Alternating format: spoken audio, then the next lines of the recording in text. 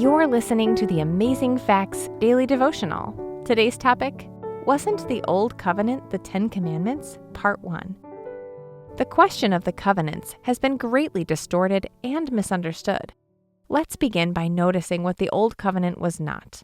It was not the Ten Commandments. Why? Because God's eternal law did not grow old and vanish away. Verse 13. They did not have poor promises. Verse 6. And they were not faulty. Verse 7. Then what was the Old Covenant and how was it ratified? It was an agreement between God and Israel.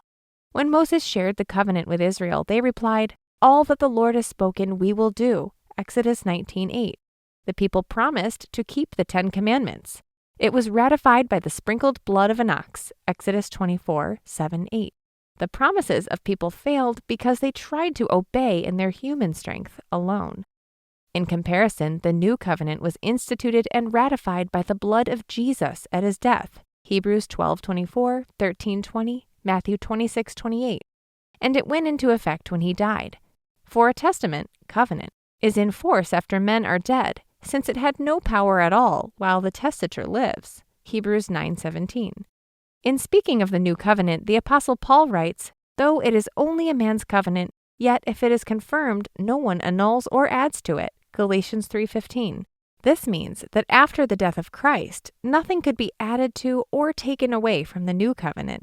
Jesus introduced the Lord's Supper on Thursday night before he died, so it came under the new covenant. Matthew 26:28.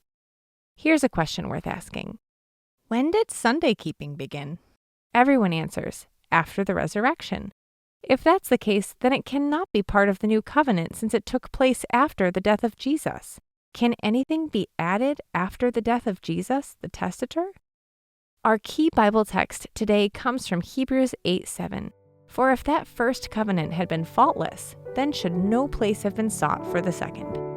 Thank you for listening to the Amazing Facts Daily Devotional.